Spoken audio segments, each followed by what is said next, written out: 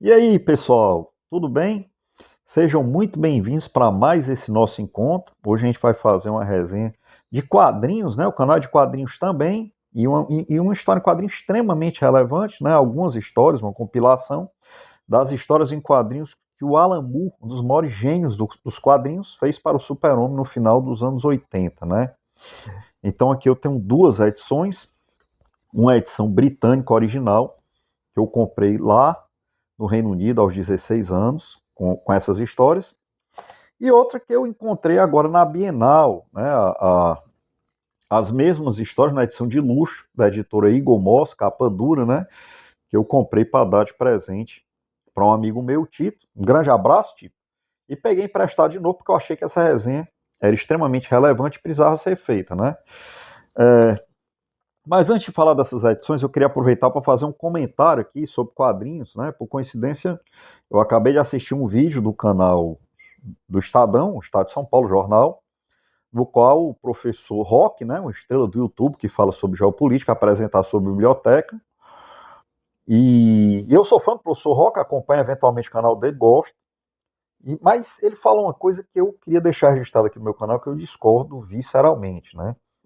Ele falou que não lê ficção, né, muito menos quadrinhos, porque a energia que ele gasta para ler esse tipo de coisa, ele poderia estar lendo coisas que ele diz que são relevantes, né?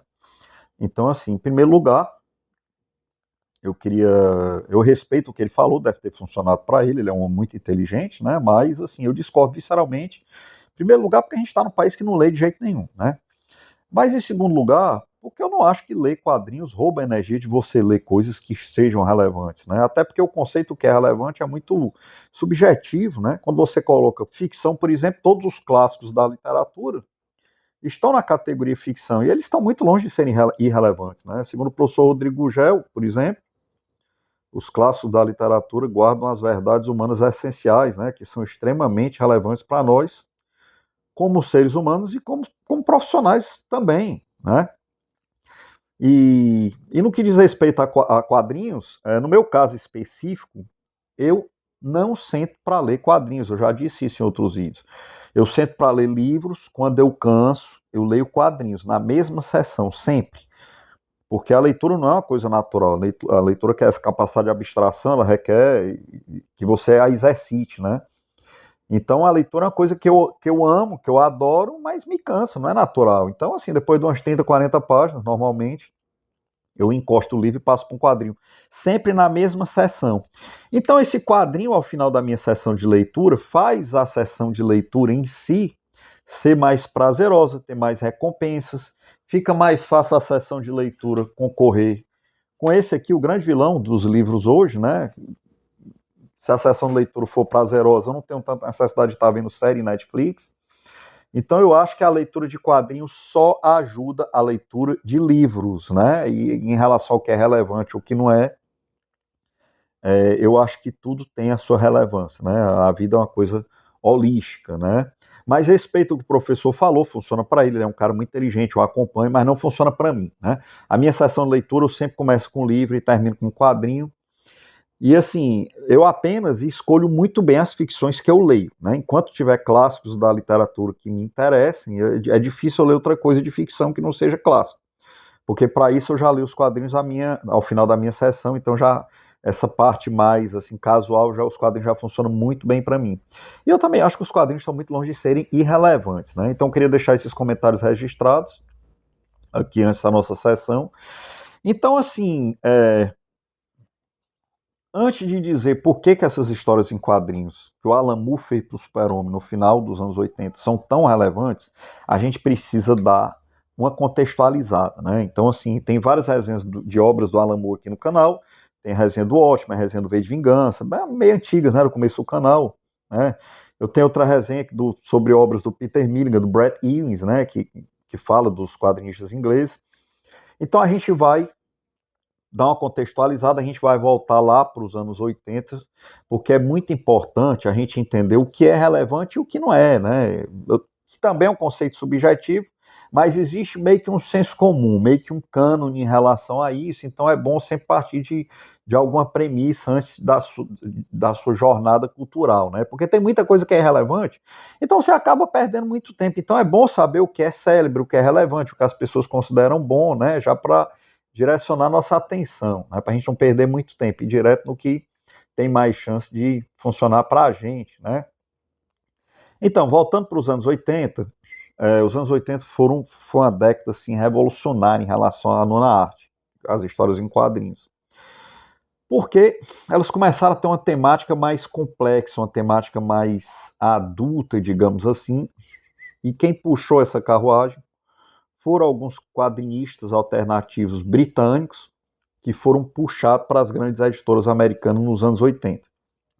Então, esses quadrinistas britânicos, eles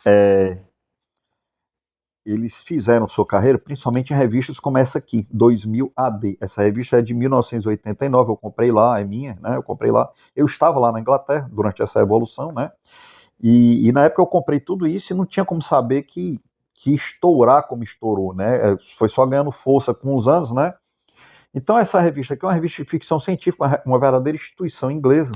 O seu personagem principal é o Juiz Dredd, o Judge Dredd, que na época estava longe de ser um personagem mainstream, era um personagem lá da Inglaterra, né, um personagem de ficção científica, que depois virou mainstream porque nos anos 90 o Sylvester Stallone fez um filme com ele, Blockbuster. Teve outro filme fantástico com o Juiz Dredd, com aquele ator de Senhor dos Anéis, né, o Carl Urban. Esse segundo filme é fantástico, filme de ação fantástico. Então, o Juiz teve videogames dos anos 90 com o Juiz Dredd. Então, o Juiz Dredd hoje é um personagem meio mundial, né, mas na época não era, um personagem lá meio que oculto, né, naquela dimensão inglesa.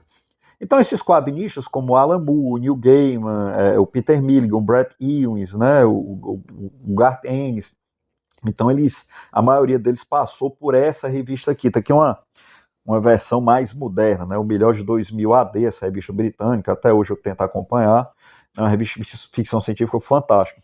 Então, dessa revista aqui, esses caras foram puxados, eles foram se revelando com talento assim, muito acima da média, e foram puxados pelas grandes editoras norte-americanas, que é onde estava o dinheiro, né, e onde estavam os personagens mais célebres, tipo Batman, Super-Homem, que estavam passando por uma revolução nos anos 80, né. Então, nos anos 80, a DC tinha um multiverso, vou tentar explicar da forma mais sucinta possível. O que era esse multiverso? Eram vários universos onde ocorriam as histórias dos seus personagens, né? E o que compunha esse multiverso? Então, assim, toda vida que eles queriam reformular um personagem, eles criavam uma nova versão do personagem, mas a versão antiga continuava existindo em outro universo. E às vezes eles adquiriam editoras que tinham seus próprios personagens, então esses personagens que eles adquiriam, né, no mundo real dos negócios, virava mais um universo, e é como se tudo isso coexistisse em vários multiversos, né? E esse multiverso DC foi crescendo, crescendo, foi virando uma esculhambação muito grande, né? Então, para organizar tudo, eles resolveram criar na ficção um evento, uma história em quadrinho assim épica chamada Crise nas Infinitas Terras, né? E essa história se deu, acho que meados dos anos 80, né? O escritor foi o Marv Wolfman, um desenho de Jorge Pérez. E essa história foi uma história apocalíptica, né? Que os vários universos da DC colidiam e muitos personagens morriam. E a partir dessa grande história, resumidamente, foram criadas várias versões novas de vários personagens. E aí, tanto essa história apocalíptica aqui nas Infinitas Terras e todas as novas versões dos personagens que surgiram a partir daí são obras-primas. Então aqui no canal, por exemplo, tem a resenha do Gavião Negro, né, do Timothy Truman, né, que foi uma nova versão do personagem clássico da DC, por exemplo, né. Então assim, o personagem, que era o Super-Homem, que era o principal personagem da DC, ele teve uma nova versão a partir de Crise nas Infinitas Terras, uma versão mais adulta, mais complexa, mais humana, menos poderosa, criado pelo grande mestre dos quadrinhos, o John Byrne, né, e aqui a gente tem a saga do Super-Homem número 1 da Panini, tem as primeiras histórias criadas pelo John Byrne, pós-Crise nas Infinitas Terras, né? Ou seja, uma versão mais adulta, mais complexa do Super-Homem.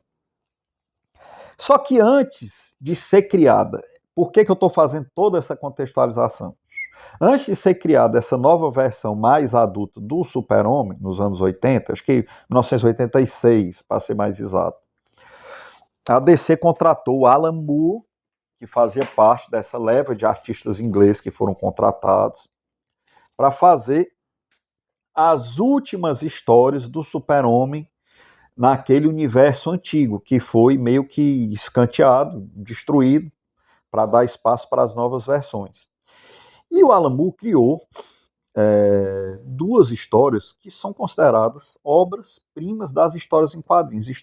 Estão entre as melhores histórias do Super-Homem de todos os tempos. E isso não é só a minha opinião pessoal. Isso aí, se você colocar no Google as 10 melhores histórias do Super-Homem de todos os tempos, com certeza essas duas histórias do que o Alan Moore fez para o Super-Homem vão estar lá. Na realidade, essa edição tem 3 histórias. Mas dessas 3, uma delas eu não vou dizer que é irrelevante, mas é comum. E as outras 2 é que são assim, obras-primas dos quadrinhos. E eu comprei lá na Inglaterra nos anos 80, eu estava lá. Né? Ninguém sabia na época que essas histórias iam ter ia tomar a dimensão que tomaram hoje. E essa edição eu mandei plastificar uns anos atrás, né? Comprei lá com 16 anos, não, é uma edição maravilhosa. É apenas em preto e branco, da editora Titan Books, né? E ela tem as 2 histórias mais célebres que o Alan Moore fez para o Super-Homem, que é o que aconteceu com o Homem de Aço, né? Whatever Happened to the Man of Tomorrow, né? Porque Man of Tomorrow, Homem do Amanhã, é um dos apelidos que o Super-Homem tem em inglês. E essa segunda história aqui, para o homem que tem tudo, né? Então, nessas 2 histórias, e a terceira história que compõe essa edição, essas edições são praticamente iguais, né? Porque nos anos 80, a edição como essa aqui, mesmo no exterior, era considerada uma edição de super luxo, né? E essa aqui, a Maria, ela tem uma estética, assim, fantástica, maravilhosa, apesar de ser em preto e branco, né? E essa da Igor Moss, que é mais comum hoje em dia, de capa dura, naquela época era muito raro, praticamente não existia, só a Ebal tinha álbuns assim, né? E elas são exatamente as mesmas histórias, são as 3 histórias. Essa história menos relevante, o Alan Moore foi uma história que o Super-Homem encontra o monstro do pântano, né, que o Alan Moore acho que entrou na DC para reformular primeiro o monstro do pântano, um personagem bem menor. Depois foram dando a ele atribuições bem mais ambiciosas, né? Até que ele escreveu 2 das maiores histórias em quadrinhos de todos os tempos, que é o Watchmen e V de Vingança, as 2 pela DC. Né? V de Vingança começou numa revista na Inglaterra lá, mas os direitos são da DC e concluiu pela DC. Né? O Watchmen e V de Vingança tem resenha no canal, um vídeo assim meio antigo já, mas tem resenha no canal aí, viu? Então não vou me alongar mais em falar. Mas assim, nos anos 80, e começo dos anos 90, ele escreveu essas histórias que estão no panteão das melhores histórias em quadrinhos de todos os tempos, o Watchmen e V de Vingança. Só que essas 2 histórias que ele fez para o Super-Homem, com o passar dos anos, elas foram ganhando muita força e também estão no panteão das melhores histórias em quadrinhos do Super-Homem de todos os tempos e, na minha opinião, uma das grandes histórias em quadrinhos de todos os tempos também, independente de ser do Super-Homem ou não. Então, assim, o Super-Homem era o maior herói dos quadrinhos, né? Ele tinha um status muito grande. Ultimamente ele foi meio que ele perdeu muito poder comercial, muito poder de venda, porque a cultura woke destruiu muito o Super-Homem, na minha opinião, né? Versões que fugiram muito das versões originais do personagem, né? E assim, eu sempre fui muito fã. Aqui eu tenho algumas action figures, né? E representações físicas do personagem na forma de brinquedos que eu guardei comigo durante a vida toda, praticamente. Né? Hoje em dia, esse mundo nerd, geek, é muito ligado a essas action figures, a colecionáveis, né? E na minha época não era assim, mas eu sempre fui assim, eu sempre gostei, né? Então eu guardei aqui algumas action figures do Super-Homem ao longo da vida, e ao final do vídeo a gente vai fazer uma resenha dessas action figures aí. Se você achar interessante, fica até o final, que ao final do vídeo a gente vai falar um pouco dessas action figures aqui. A gente tem aqui alguns bonequinhos assim, célebres, né?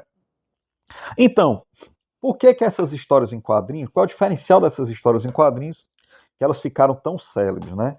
Então aqui,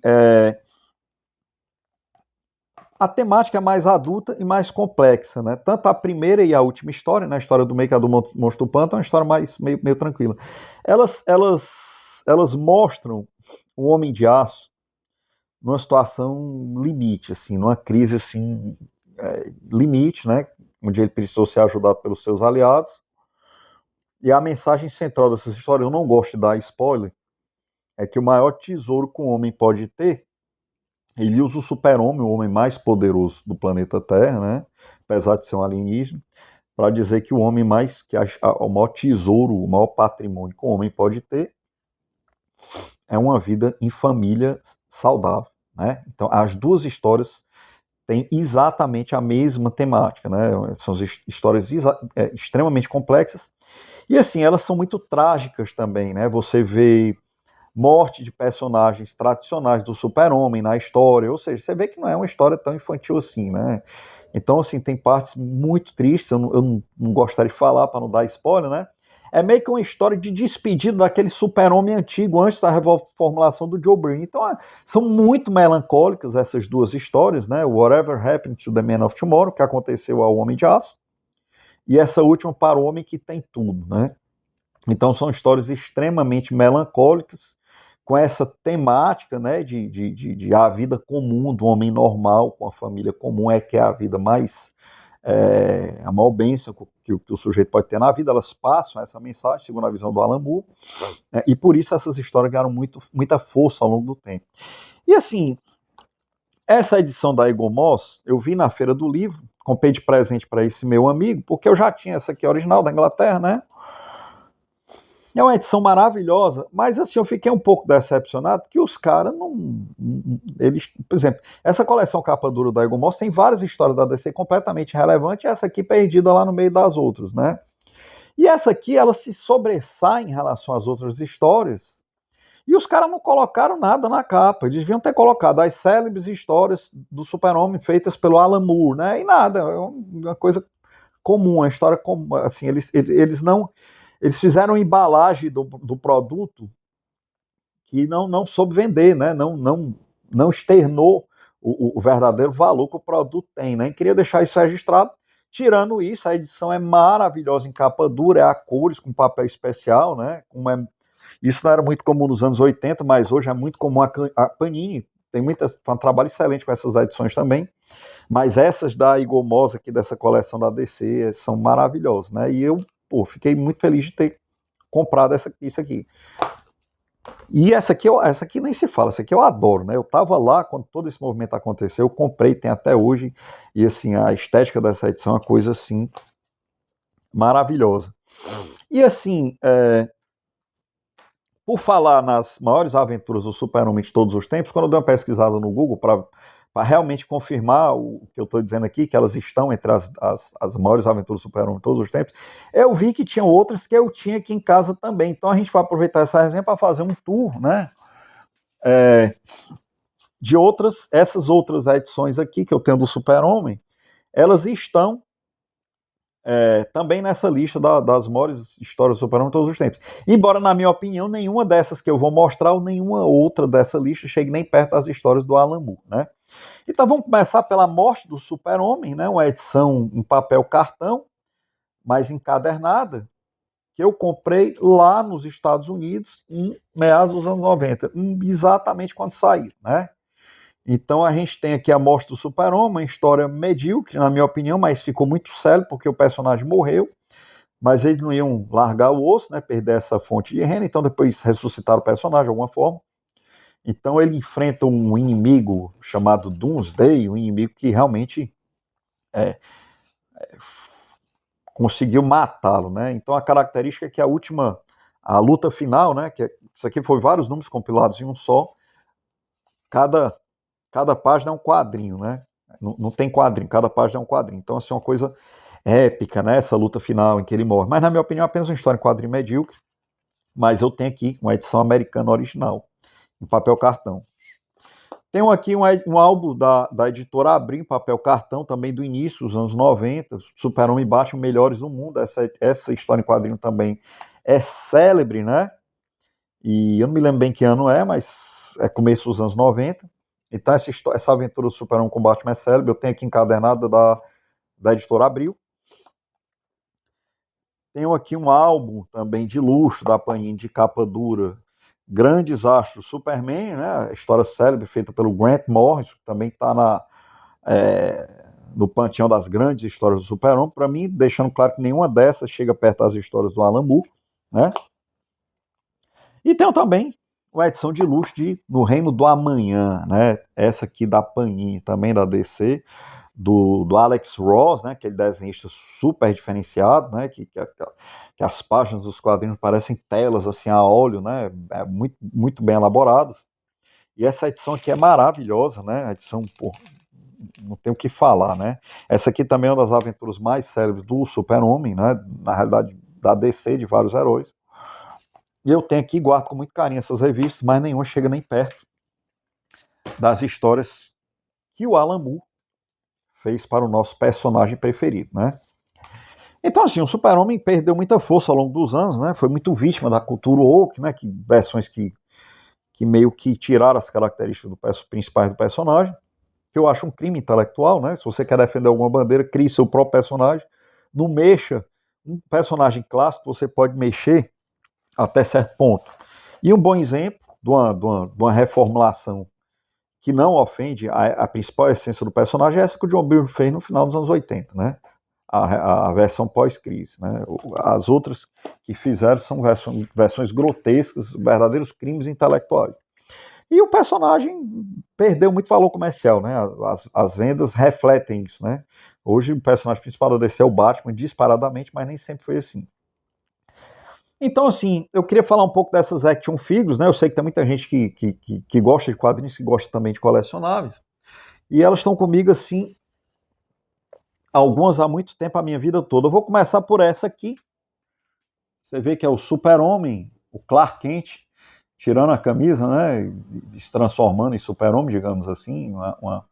Então, essa miniaturazinha de plástico eu comprei há poucos anos atrás, não é da minha infância, mas na minha infância eu brinquei muito com essa aqui.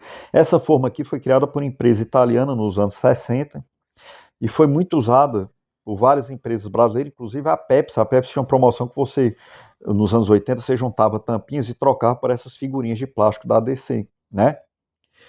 Então, assim, você ia em banca de jornal, você via essas figurinhas de plástico, tinha uns carinhos na rua que vendia brinquedinho de plástico, e essas figurinhas eram extremamente populares. E na época eu brinquei muito com essa aqui, com essas formas dessa empresa italiana, né, com as versões brasileiras, que utilizava a forma que essa empresa criou nos anos 60. E eu fui comprar, há uns anos atrás, eu fui comprar os materiais na loja de plástico e vi num saquinho esses bonequinhos aqui, reconheci que eram da mesma forma e resolvi comprar. Não é exatamente o da minha época, mas é uma produção exatamente igual.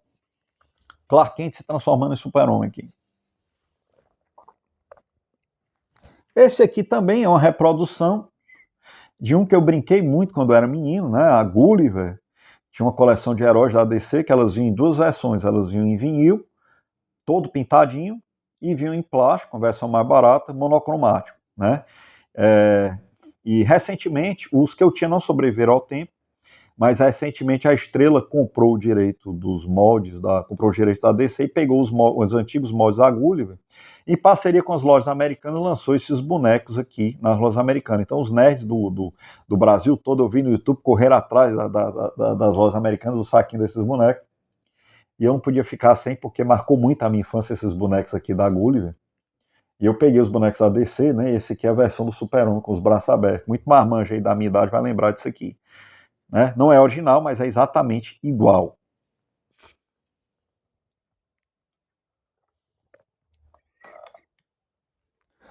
O mais antigo que eu tenho aqui, de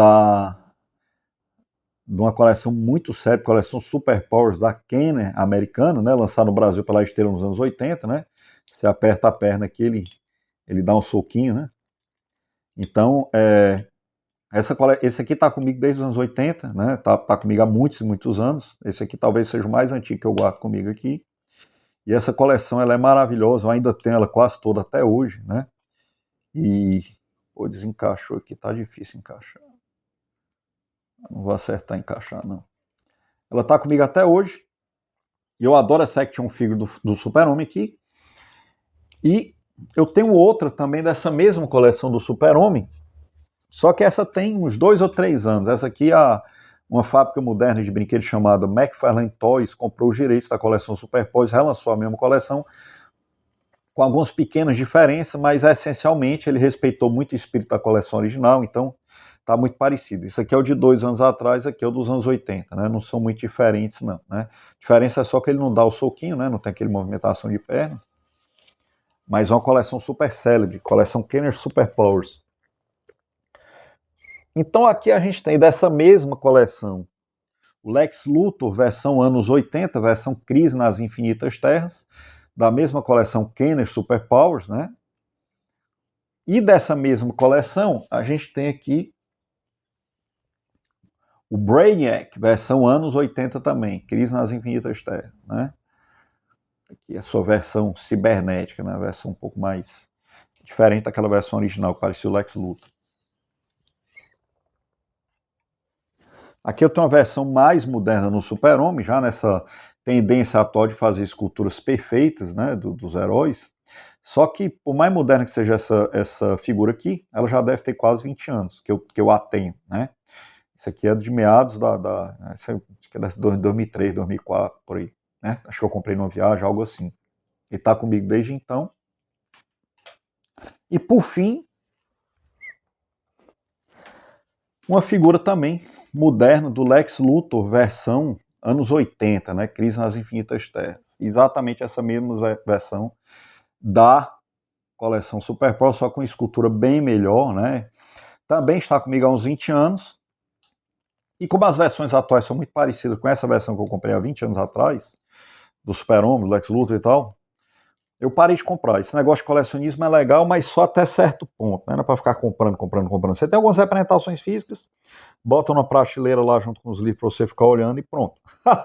Mais do que isso, eu paro por aí, né? Eu paro por aí. Eu acho muito legal esse negócio de colecionáveis hoje, eu acho bacana, mas tem que ter limite, né? Não pode estar aquela coisa de adquirindo, né? Você adquirir ali só para lhe dar um prazer estético, um prazer visual, né? E eu paro, no meu caso específico, eu paro por aí. E é isso, pessoal. Eu não poderia deixar de recomendar mais. Cadê as histórias em quadrinho? Não poderia deixar de recomendar mais. Super-Homem, essa aqui muito difícil vocês encontrarem, mas essa aqui eu comprei na Bienal. É bem fácil, acho que não está tão difícil não. Eu vi vários exemplares lá dela, comprei a um preço muito bom. Então, assim, se vocês tiverem acesso. E se eu não me engano, a Panini também tem essas histórias também. Saiu pela Panini, saiu por várias editoras. Procurem as histórias do Super-Homem por Alan Moore, né? O que aconteceu ao Homem de Aço e para o Homem que tem tudo, né? Qualquer uma das duas que vocês encontrarem, né? Vocês vão encontrar juntas provavelmente. Então não poderia deixar de recomendar mais. Estão entre as melhores histórias do Super-Homem de todos os tempos. E fica ligado no canal que a próxima resenha vai ser de um livro de história fantástico que eu li, que eu comprei também na Bienal, né? Máfia dos Bombardeios, que faz um par perfeito com a resenha que eu acabei de fazer, o Splendid View, e acompanhe o próximo vídeo para entender o porquê, né? Um livro assim que me surpreendeu demais, um livro fantástico que traz todos os novos elementos sobre a Segunda Guerra. E a história ela é extremamente relevante para a nossa vida, para o nosso dia a dia, profissionalmente e pessoalmente, né? Então não perca a próxima resenha que vai vir com muita coisa bacana aí. E um grande abraço, pessoal. Que Deus abençoe e proteja a todos. Uma boa semana para vocês. Vou colocando ponto final nessa resenha e me despedindo.